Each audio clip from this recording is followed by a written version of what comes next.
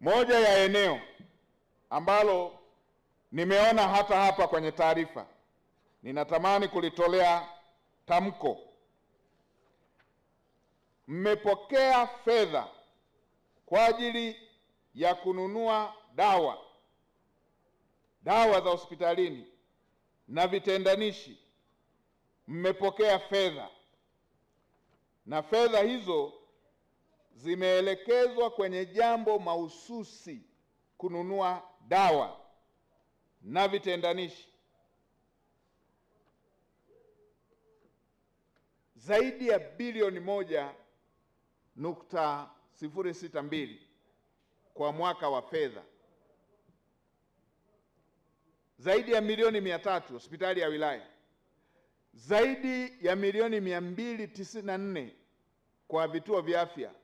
Zaidi ya milioni 462 kwa zahanati. Mikoa mingine nilikopita, fedha zinakuja, utoshelevu naambiwa zaidi ya 90%, lakini kila mgonjwa akienda hospitalini anaambiwa akanunue dawa, pale hamna dawa.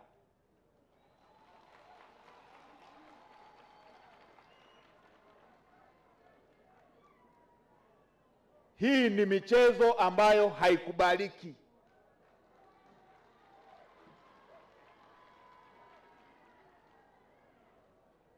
Hii ni michezo ambayo haikubaliki. Zinakujaje fedha zaidi ya bilioni 1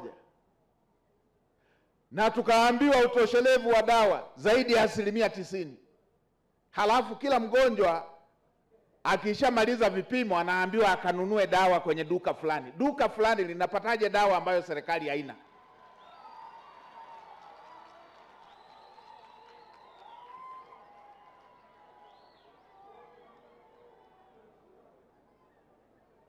Duka na sehemu zingine ni kioski. Mtu mmoja anapataje dawa ambazo serikali inakosa? Na utoshelevu 90%. Na ninyi mnajua mahitaji ya dawa katika mkoa wenu, katika wilaya yenu. Mnanunuaje dawa ambazo hazihitajiki na ambazo hazihitajiki mnanunua zinatosheleza, ambazo hazihitajiki mnanunua zinatosheleza, zinazohitajika mnaelekeza kwenye maduka mengine? Kama sio mchezo wa kupeleka dawa kwenye maduka ambayo ni ya kwenu, alafu ili wananchi waende kununua kule kufanya biashara zenu.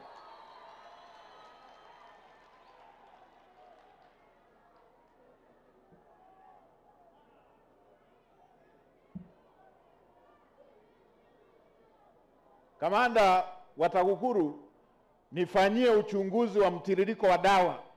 Fanya uchunguzi katika mtiririko wa dawa, fedha zinazopokelewa, dawa zinazotakiwa, zinazotumika, dawa muhimu.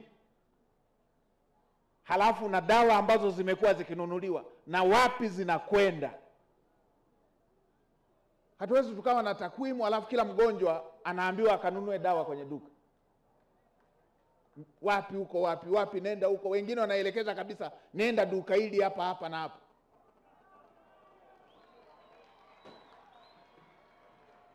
Nataka nijue fedha ambayo imepatikana, fedha ambayo imepokelewa ya dawa zilizonunuliwa zimekwenda wapi, ni dawa za aina ipi na zinazotakiwa ni zipi?